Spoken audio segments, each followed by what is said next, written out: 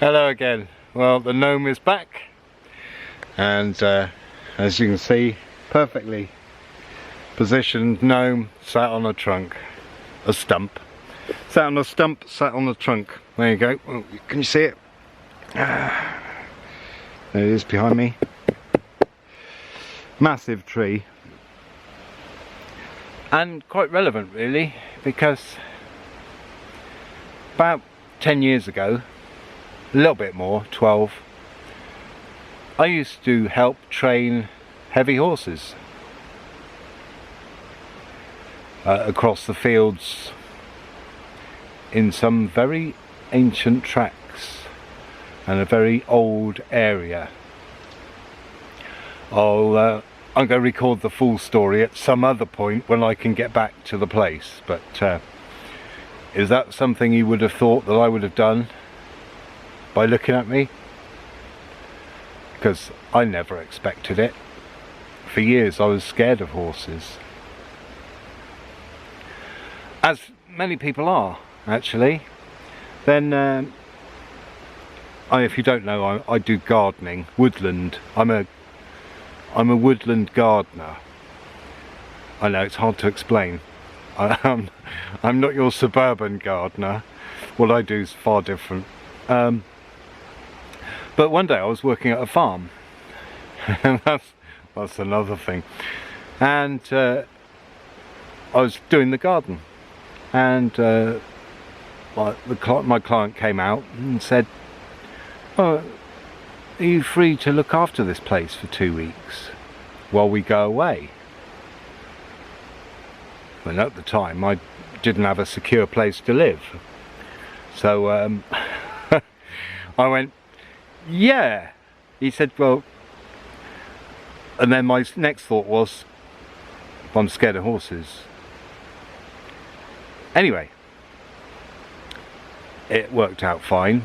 He taught me a bit about horses, you know, to clean their feet out, and you know, and so I did it. On the day they were leaving, I got there. They said, "All right, Mark, we're off." On the day they were leaving, I got there, and they said, "Well, we're off. We'll see you later. Oh, by the way, there's 16 sheep in the backfield." I said, "Oh." I said, "And they're all pregnant. See you later. Ta-da!" And off they went. And I was like, "What?" So I had a crash course in looking after sheep and being a shepherd. And when they came back, instead of there being 16 sheep, there was 28. I lost 2. One was a fly strike, and the other one ran between 2 posts that weren't wide enough for it to run through, I think. There was a low-flying plane. Two lambs were stillborn, and there was another one that the mother had rejected, so we managed to get a surrogate. No, what happened? Oh yeah, the mother of the one that died, we managed to find a surrogate.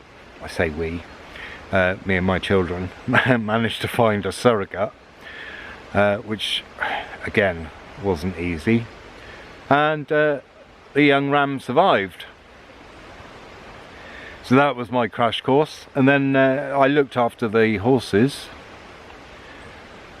and because of my training the heavy horse, I got to learn a few things, and because I was a bit scared, I had to go and these horses didn't really listen to me when I first got there, and they weren't properly controlled really in a way that you would need them to be. So so basically I did a little bit of a training program on them. You know, you get them to do things that they don't want to do, like walk backwards. They hate it, walking backwards. So what I ended up doing was I very often didn't have a bridle on them, and I would just pull them, I just like that, by their chins, and I'd guide them along. I wouldn't pull them, you know, just guide them along.